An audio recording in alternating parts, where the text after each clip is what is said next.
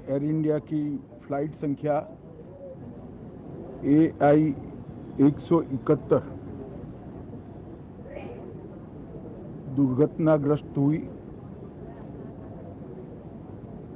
और कई पैसेंजर इसके अंदर हताहत होने की संभावनाएं हैं। इस घटना से पूरा देश क्षुब्ध है और पूरा देश एक साथ पूर्ण संवेदनाओं के साथ ये जो दुर्भाग्यपूर्ण हादसे में पैसेंजर हताहत हुए हैं, इनके परिजनों के साथ खड़ा है। सबसे पहले मैं भारत सरकार, गुजरात सरकार, भारत सरकार के प्रधानमंत्री जी और गुजरात सरकार की ओर से भी जो लोग हताहत हुए हैं, इनके परिजनों के प्रति गहरी संवेदना व्यक्त करता हूं। 10 ही मिनटों में हादसे के भारत सरकार के पास सूचना पहुंची। तुरंत ही मैंने मुख्यमंत्री जी, यहाँ के गृह मंत्री, होम डिपार्टमेंट के control room, civil aviation department, civil aviation मंत्री, सभी से संपर्क किया। प्रधानमंत्री जी का भी तुरंत ही फोन आ गया और भारत सरकार और गुजरात सरकार के सभी डिपार्टमेंट एक साथ होकर राहत और बचाव कार्य में लगे। इस विमान में कुल मिलाकर 230 यात्री देश के और विदेश के और 12 क्रू मेंबर सवार थे।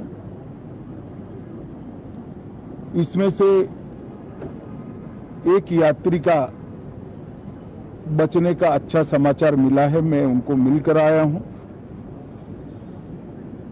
मृत्यु का आंकड़ा तो DNA परीक्षण और यात्रियों की पहचान के बाद ही अथॉरिटी अधिकृत रूप से घोषित करेगी,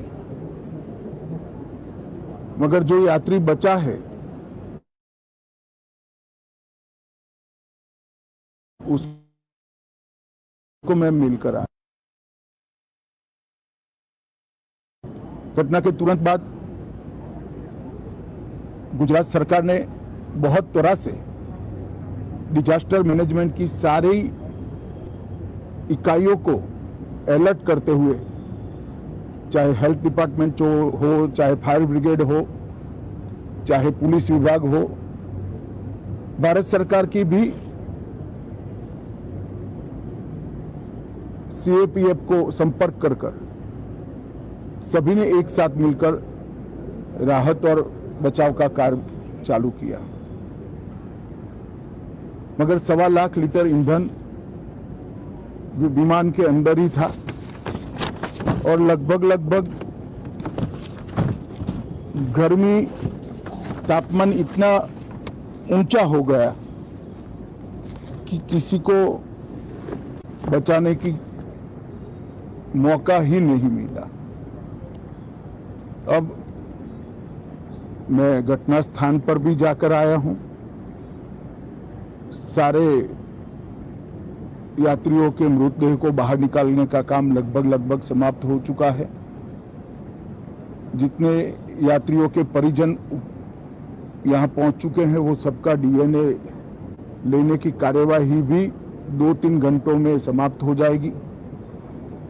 विदेश में जिनके परिजन हैं, उनको सूचना देने की कार्यवाही समाप्त हो चुकी है और जैसे ही पहुंचते हैं उनके भी DNA सैंपल लिए जाएंगे और मृतदेहों की पहचान के लिए जितने मृतदेह मिले हैं, इनके भी DNA सैंपल लेने की कार्यवाही समाप्त हो चुकी है।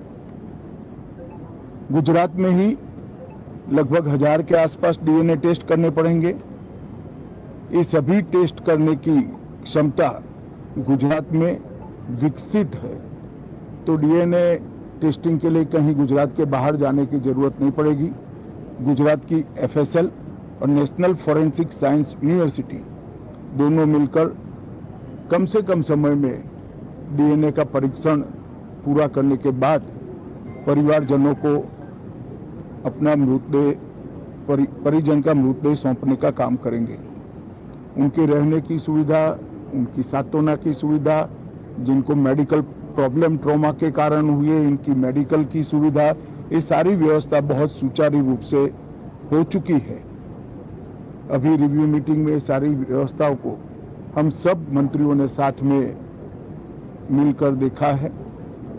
एविएशन डिपार्टमेंट ने अपनी जांच शुरू कर दी है और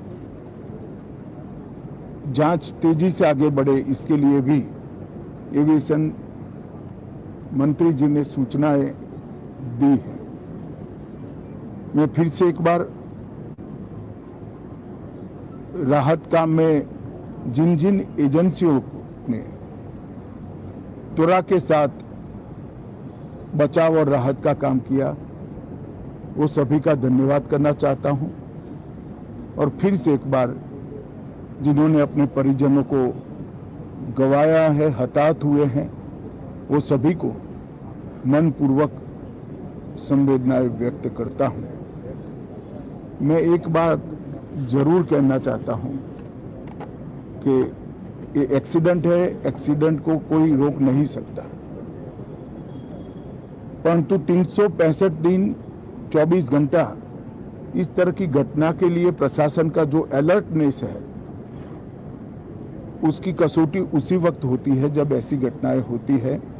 और आज गुजरात के डिजास्टर मैनेजमेंट की तैयारियों का एक प्रकार से दुर्भाग्यपूर्ण तरीके से मगर कसौटी हुआ और बहुत त्वरा के साथ यहाँ पर काम किया गया, वो पूरे देश के मीडिया के सामने और परिजनों के सामने भी आया है। अंत में मैं फिर से एक बार सम्माननीय प्रधानमंत्री नरेंद्र मोदी जी की ओर से, भारत सरकार और गुजरात सरकार की ओर से सभी हताहत लोगों के परिजनों के प्रति गहरी संवेदना व्यक्त करता हूं। धन्यवाद। मुख्यमंत्री के